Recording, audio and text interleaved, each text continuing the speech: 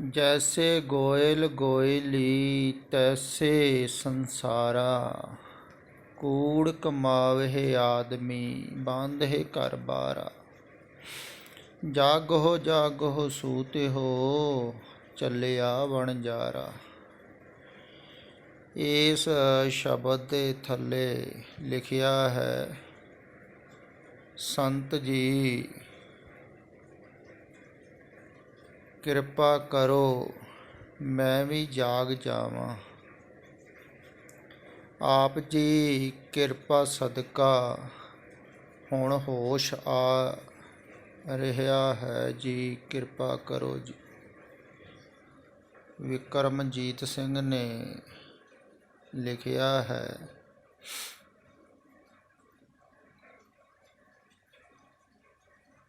ਐਸੇ ਸ਼ਬਦ ਜਦੋਂ ਖਿਆਲ ਵਿੱਚ ਆਉਣ ਲੱਗ ਜਾਣ ਨਾ,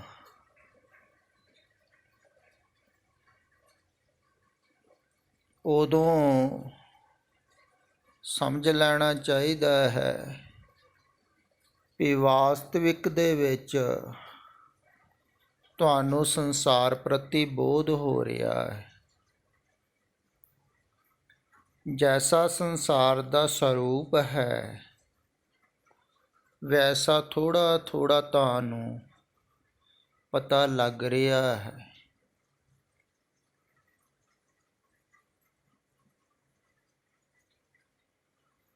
ਜਦੋਂ ਪਤਾ ਲੱਗ ਰਿਹਾ ਹੈ ਸੰਸਾਰ ਪ੍ਰਤੀ ਜੈਸਾ ਸਰੂਪ ਹੈ, ਤੇ ਤੁਸੀਂ ਜਾਗ ਰਹੇ ਹੋ। ਜਾਗਣਾ ਕੀ ਹੈ?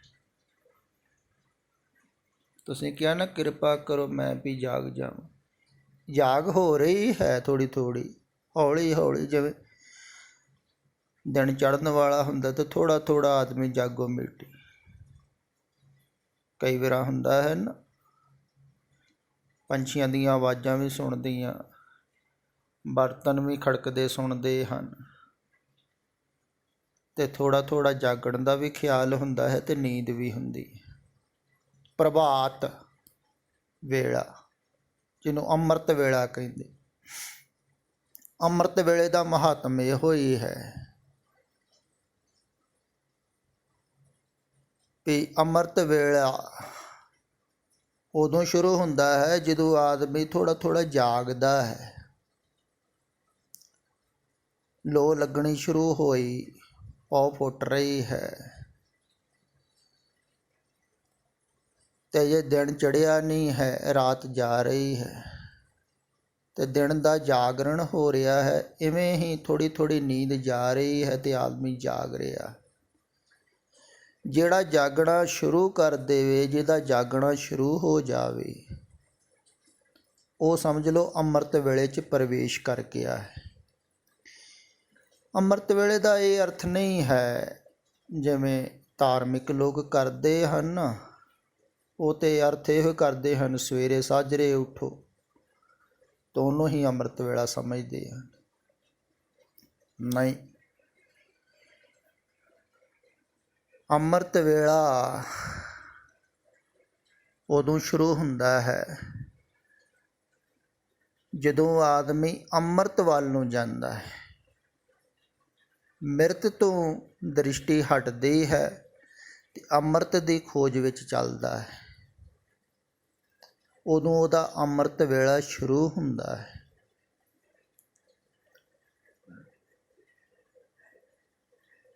ਕਿਉਂਕਿ ਮਿਰਤ ਵੱਲੋਂ ਦ੍ਰਿਸ਼ਟੀ ਹਟਣ ਲੱਗ ਗਈ, ਸੰਸਾਰ ਵੱਲੋਂ ਦ੍ਰਿਸ਼ਟੀ ਹਟਣ ਲੱਗ ਗਈ। ਹੁਣ ਅੰਮ੍ਰਿਤ ਦੀ ਖੋਜ ਵਿੱਚ ਚੱਲ ਪਿਆ ਵਣਜਾਰਾ, ਵਾਸਤਵਿਕ ਦੇ ਵਿੱਚ ਵਣਜ ਕਰਨ ਚੱਲ ਪਿਆ। ਅਤੇ ਜਿਹੜਾ ਵਾਸਤਵਿਕ ਦੇ ਵਿੱਚ ਵਣਜ ਕਰਨ ਚੱਲ ਪਿਆ, ਕਿਨਹੀ ਬਣਜਿਆ ਕਾਂਸ਼ੀ ਤਾਂਬਾ ਕਿਨਹੀ ਲੌਂਗ ਸੁਪਾਰੀ। ਸੰਤੋਹ ਬਣਜਿਆ ਨਾਮ ਗੋਬਿੰਦ ਕਾ ਨਿਭੀ ਖੇਪ ਹਮਾਰੀ। ਜਿਹੜਾ ਜਗਿਆਸੂ, ਜਿਹੜਾ ਪਿਆਰਾ ਐਸੀ ਵਣਜ ਵਿੱਚ ਨਿਕਲ ਤੁਰਿਆ ਹੈ, ਐਸੇ ਖਿਆਲਾਤ ਉਹਦੇ ਅੰਦਰ ਪੈਦਾ ਹੋ ਗਏ ਹਨ ਵੀ ਸੰਸਾਰ 'ਚ ਨਹੀਂ ਮਿਲਦਾ ਹੈ। ਉਹ ਸੰਸਾਰ ਝੂਠ ਹੈ, ਅਸੱਤ ਹੈ, ਛਲਾਵਾ ਹੈ। ਤੋ ਜਾਗਣ ਲੱਗ ਪਿਆ, ਉਹਦਾ ਜਾਗਰਣ ਸ਼ੁਰੂ ਹੋ ਗਿਆ। ਉਹ ਅੰਮ੍ਰਿਤ ਵੇਲੇ 'ਚ ਆ ਗਿਆ। ਹੁਣ ਅੰਮ੍ਰਿਤ ਵੇਲਾ ਥੋੜ੍ਹਾ ਥੋੜ੍ਹਾ ਸ਼ੁਰੂ ਹੋ ਗਿਆ।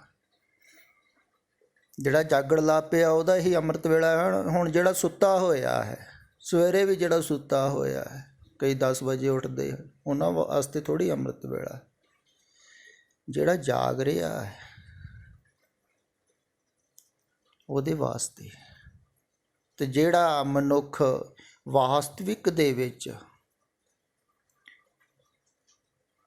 ਜਾਗਣ ਲੱਗ ਪਿਆ,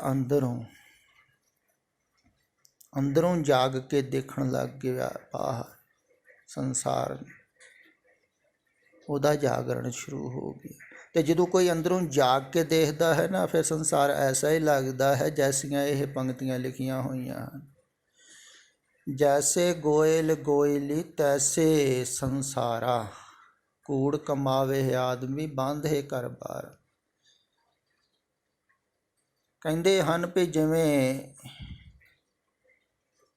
ਗਵਾਲਿਆਂ ਦੇ ਪਸ਼ੂ ਚਾਰਨ ਵਾਲੇ ਪੁਰਾਣੇ ਸਮਿਆਂ 'ਚ ਹੁੰਦੇ ਸਨ, ਤੋ ਸਿਰਫ ਪਸ਼ੂ ਹੀ ਚਾਰਦੇ ਸਨ। ਅਜੋਕੇ ਸਮੇਂ 'ਚ ਵੀ ਹਨ, ਜਿਵੇਂ ਭੇਡਾਂ ਚਾਰਨ ਵਾਲੇ ਇੱਧਰ ਪਹਾੜਾਂ ਦੇ ਵਿੱਚ ਬਹੁਤ ਹਨ, ਤੋ ਭੇਡਾਂ ਚਾਰਦੇ ਹਨ। ਆਪਣੀ ਭੇਡ ਤੇ ਉਹਨਾਂ ਦੀ ਕੋਈ ਨਹੀਂ ਹੈ, ਆਪਣਾ ਪਸ਼ੂ ਕੋਈ ਨਹੀਂ ਹੈ ਉਹਨਾਂ ਦਾ। ਅਤੇ ਜ਼ਿਆਦਾਤਰ ਇਹ ਜਿਹੜੇ ਚਰਵਾਹੇ ਹੁੰਦੇ ਹਨ, ਇਹ ਸਿੱਧੇ ਸਾਧੇ, ਜਿਹੜਾ ਬਹੁਤਾ ਕੰਮ ਕਰ ਨਹੀਂ ਸਕਦੇ, ਸੰਸਾਰ 'ਚ ਕਾਮਯਾਬ ਨਹੀਂ ਹੋ ਸਕਦੇ, ਉਹ ਹੀ ਕਰਦੇ ਹਨ। ਅਤੇ ਇਹਨਾਂ ਨੂੰ ਬਹੁਤਿਆਂ ਨੂੰ ਤੇ ਰੋਟੀ ਪਾਣੀ 'ਤੇ ਹੀ ਰੱਖ ਲੈਂਦੇ ਹਨ ਕਿ ਪ੍ਰਸ਼ਾਦਾ ਪਾਣੀ ਮਿਲ ਜਾਂਦਾ ਹੈ, ਕੱਪੜਾ ਮਿਲ ਜਾਂਦਾ, ਰਹਿਣ ਨੂੰ ਮਿਲ ਜਾਂਦਾ। ਅਤੇ ਇਹਨਾਂ ਦਾ ਆਪਣਾ ਪਸ਼ੂ ਕੋਈ ਨਹੀਂ ਹੈ।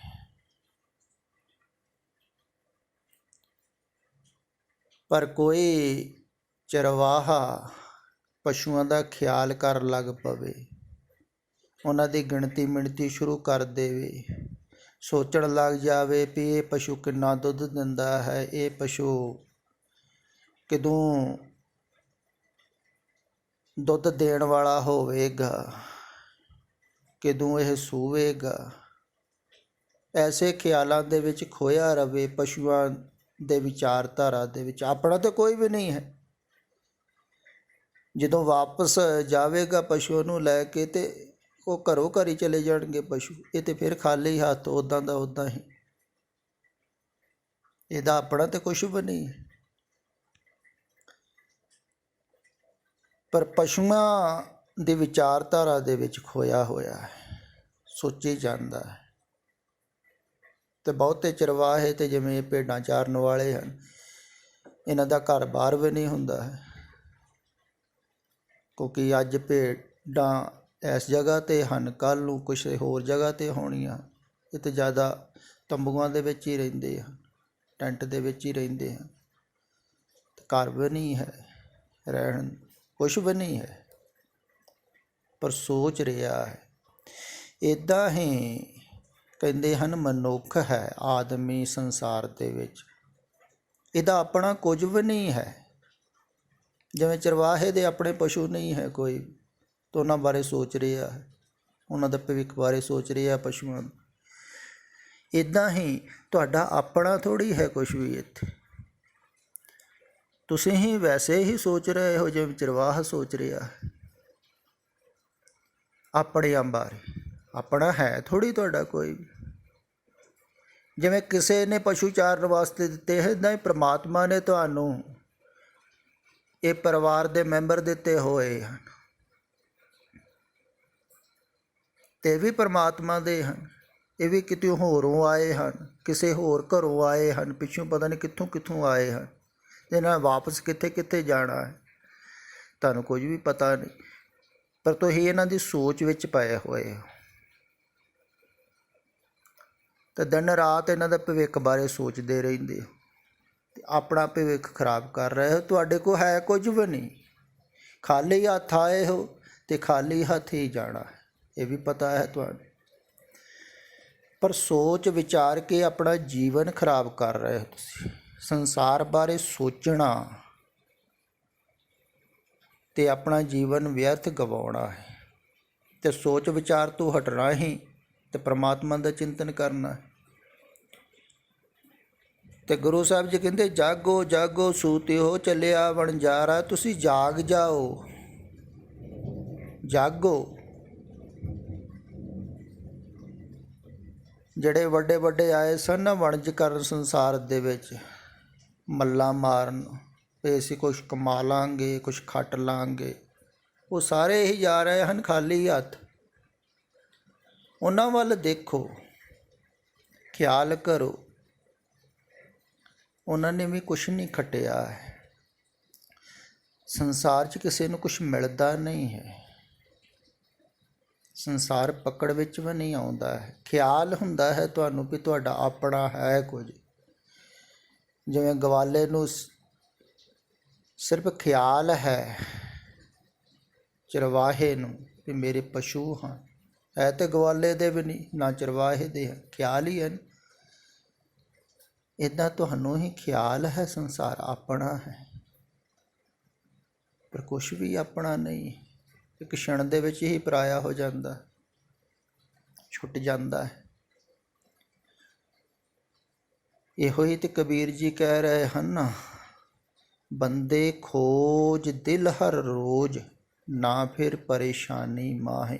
ਇਹ ਜੋ ਦੁਨੀਆ ਸ਼ਹਿਰ ਮੇਲਾ, ਦਸਤਗੀਰੀ ਨਾ, ਕਹਿੰਦੇ ਸ਼ਹਿਰ ਮੇਲਾ, ਇਹ ਪਕੜਨ ਵਾਲੀ ਕੋਈ ਚੀਜ਼ ਥੋੜ੍ਹੀ ਹੈ। ਜਿਵੇਂ ਕੋਈ ਮੇਲਾ ਦੇਖਣ ਆਇਆ ਹੈ, ਹੁਣ ਮੇਲੇ ਦੇ ਵਿੱਚ ਤਾਂ ਕੁਝ ਵੀ ਨਹੀਂ ਹੈ, ਮੇਲਾ ਮੇਲਾ ਹੀ ਹੈ। ਇੱਦਾਂ ਹੀ ਸੰਸਾਰ ਹੈ, ਸੰਸਾਰ ਦਾ ਮੇਲਾ ਹੈ। ਇੱਥੇ ਕੁਛ ਕਬਜ਼ਾ ਕਰਨ ਵਾਸਤੇ ਥੋੜ੍ਹੀ। ਅਤੇ ਲੋਕ ਸਾਰੀ ਜ਼ਿੰਦਗੀ ਇਸ ਕਬਜ਼ੇ ਵਾਸਤੇ ਸੋਚਦੇ ਰਹਿੰਦੇ ਹੈ ਵੀ ਆਪਣੀ ਬਣਾ ਲਈਏ ਜ਼ਮੀਨ, ਆਪਣਾ ਬਣਾ ਲਈਏ ਘਰ। ਆ ਵਿਦੇਸ਼ਾਂ ਦੇ ਵਿੱਚ ਲੋਕ ਸਾਰੀ ਜ਼ਿੰਦਗੀ ਮਿਹਨਤਾਂ ਕਰਦੇ ਰਹਿੰਦੇ ਹਨ। ਕੱਲ੍ਹ ਪਰਸੋਂ ਹੀ ਇੱਕ ਨੌਜਵਾਨ ਦਾ ਟੈਲੀਫੋਨ ਆਇਆ ਸੀ ਫਰਾਂਸ ਵਿੱਚੋਂ, ਕਹਿੰਦਾ ਮੈਂ ਘਰ ਲੈ ਲਿਆ ਇੱਕ। ਅਤੇ ਮੈਂ ਉਹਨੂੰ ਪੁੱਛਿਆ ਵੀ ਕਿਵੇਂ ਲਿਆ ਹੈ? ਕਹਿੰਦਾ 25 ਸਾਲ ਇਹਦੀਆਂ ਕਿਸ਼ਤਾਂ ਤਾਰਨੀਆਂ ਪੈਣੀਆਂ। ਮੈਂ ਕਿਹਾ ਤੇਰੀ ਤਾਂ ਉਮਰ ਫਿਰ ਜਾਂਦੀ ਲੱਗੀ ਕਿਸ਼ਤਾਂ ਦੇ ਵਿੱਚ, 35 ਸਾਲ ਦਾ ਤੂੰ ਹੋ ਗਿਆ ਅਤੇ ਕਿਸ਼ਤਾਂ ਲਾਏਂਗਾ ਸਾਰੀ ਉਮਰ, ਪਰਿਵਾਰ ਨੂੰ ਪਾਲੇਂਗਾ, ਬੱਚਿਆਂ ਨੂੰ ਪਾਲੇਂਗਾ, ਅਤੇ ਕੀ ਕਰੇਂਗਾ ਘਰ? ਅਤੇ ਘਰ ਕਿਹੜਾ ਫਿਰ ਨਾਲ ਜਾਵੇਗਾ? ਤੇ ਸਾਰੀ ਜ਼ਿੰਦਗੀ ਬਣਾਉਂਦਾ ਰਹਿੰਦਾ ਹੈ ਆਦਮੀ, ਸੋਚਦਾ ਰਹਿੰਦਾ ਹੈ, ਇਕੱਠੇ ਕਰਕੇ ਅਤੇ ਖਾਲੀ ਹੱਥ ਜਾਂਦਾ। ਅਤੇ ਕਈ ਸਾਰੀ ਜ਼ਿੰਦਗੀ ਇਹੋ ਹੀ ਕੰਮ ਕਰ ਰਹੇ ਹਨ, ਮੇਰਾ ਹੋਵੇ, ਆਪਣਾ ਹੋ। ਅਤੇ ਆਦਮੀ ਨੂੰ ਕਿਹਾ ਵੀ ਜਾਵੇ ਨਾ ਤਾਂ ਵੀ ਪਤਾ ਨਹੀਂ ਲੱਗਦਾ ਹੈ। ਸੰਸਾਰ ਦਾ ਮੋਹ ਮਮਤਾ ਹੀ ਇੰਨੀ ਹੈ, ਮੈਂ ਕਹਿੰਦਾ ਨਾ ਤੁਹਾਨੂੰ, ਬੜੀ ਪਕੜ ਹੈ। ਅੱਜ ਹੀ ਇੱਕ ਨੌਜਵਾਨ ਦਾ ਟੈਲੀਫੋਨ ਆਇਆ, ਉਹ ਵਿਦੇਸ਼ ਜਾ ਰਿਹਾ ਹੈ, ਕਹਿੰਦਾ ਕਿਰਪਾ ਕਰੋ ਵਾਰ-ਵਾਰ।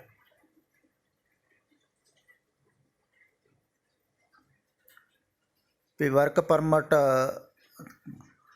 ਘੱਟ ਰਹਿ ਗਿਆ ਹੈ, ਪਤਾ ਨਹੀਂ ਉਹਨਾਂ ਨੇ ਵੀਜ਼ਾ ਦੇਣਾ ਕਿ ਨਹੀਂ ਦੇਣਾ, ਵੀ ਕੁਛ ਕਮਾਈ ਹੋਰ ਕਰ ਲਵਾਂ। ਦੱਸੋ, ਸਮਝ ਥੋੜ੍ਹੀ ਲੱਗਦੀ। ਸਮਝਾਓ ਤਾਂ ਵੀ ਸਮਝ ਨਹੀਂ ਲੱਗਦੀ ਹੈ ਵੀ ਕਮਾਈ ਕਰਕੇ ਤੁਸੀਂ ਬਣਾ ਲਓਗੇ ਇੱਧਰ ਜ਼ਮੀਨ ਜਿੰਨੀ ਤੁਸੀਂ ਕਮਾਈ ਕਰੋਗੇ, ਜਿੰਨਾ ਸਮਾਂ ਤੁਸੀਂ ਲਾਓਗੇ ਕਮਾਓਗੇ। ਤੁਸੀਂ ਸੋਚ ਸਕਦੇ ਹੋ ਵੀ ਉਹ ਜਿਹੜਾ ਸਮਾਂ ਹੈ ਤੁਹਾਡਾ, ਉਹ ਸਮੇਂ ਦੀ ਕੀਮਤ ਜਿਹੜੀ ਹੈ, ਇਹ ਜ਼ਮੀਨ ਤੁਸੀਂ ਲੈ ਲਈ ਜਾਂ ਜਾਇਦਾਦ ਬਣਾ ਲਈ, ਘਰ ਬਣਾ ਲਿਆ, ਪਰ ਉਹ ਜਿਹੜਾ ਜੀਵਨ ਹੈ ਨਾ, ਉਹਨੂੰ ਗਵਾ ਕੇ ਜੋ ਤੁਸੀਂ ਪਾ ਰਹੇ ਹੋ ਨਾ, ਇਹ ਬਿਲਕੁਲ ਵਿਅਰਥ ਹੈ। ਜੀਵਨ ਨੂੰ ਗਵਾ ਕੇ ਕੂੜ ਪਵਾ ਰਹੇ ਹੋ ਤੁਸੀਂ।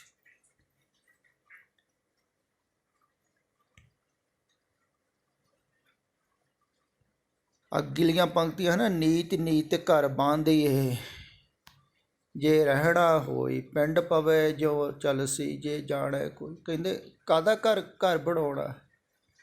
ਜੇ ਰਹਿਣਾ ਹੋਵੇ ਤਾਂ ਪੱਕਾ ਘਰ ਬਣਾਓ, ਮੌਤ ਆ ਗਈ ਤਾਂ ਉਸੇ ਵੇਲੇ ਚਾਲੇ 'ਚ ਪਾ ਦੇਣੇ। ਇੱਥੇ ਹੈ ਕੁਝ,